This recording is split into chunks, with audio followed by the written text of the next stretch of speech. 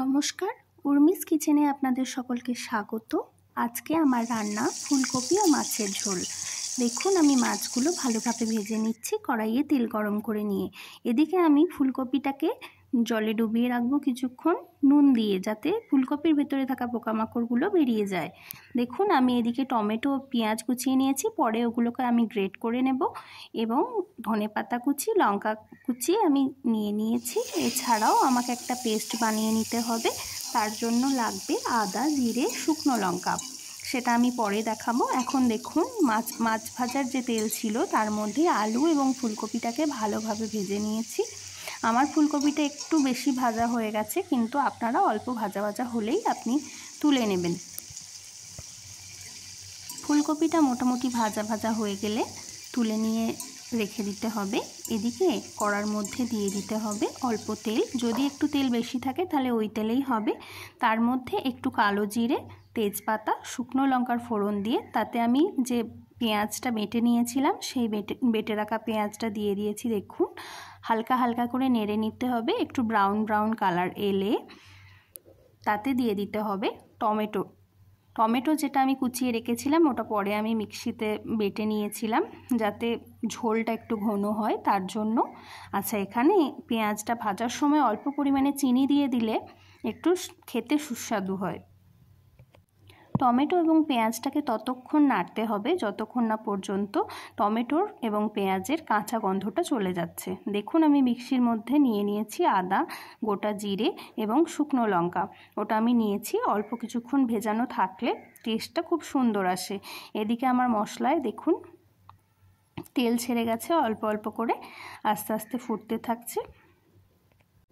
এভাবে ভালোভাবে একটু নেড়ে চেড়ে নেব যাতে জলটা শুকনো হয়ে যায় এবং মশলাটা থেকে তেল বেরোয়। দেখুন মশলাটা ফুটছে এবং আস্তে আস্তে তেল ছেড়ে যাচ্ছে।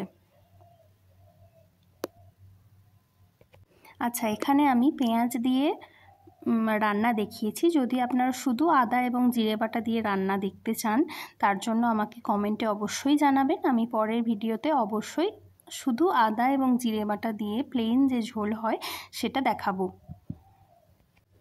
দেখুন মশলাটা তেল ছেড়ে গেলে তার মধ্যে আলু এবং ফুলকপিটা দিয়ে ভালোভাবে নেড়ে নেব। একটু ভালো করে কষিয়ে নিতে হবে যাতে আলুর মধ্যে মশলাটা ঢুকে যায়। দেখুন ফুলকপিটা আমি খুব বেশি সেদ্ধ করিনি, খুব বেশি সেদ্ধ করে নিলে ফুলকপিটা ঘেটে যাবে, তার জন্য অল্প পরিমাণে সেদ্ধ করে নিয়েছিলাম, মানে ভাজা করে নিয়েছিলাম। তাতেই যতটুকু সেদ্ধ হবে ততটুকু।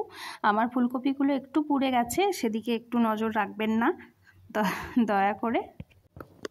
আচ্ছা, মশলাটা ভালোভাবে কষানো হয়ে গেলে, আলু এবং ফুলকপি দিয়ে ভালোভাবে কষানো হয়ে গেলে তার মধ্যে দিয়ে দেব আমি জল।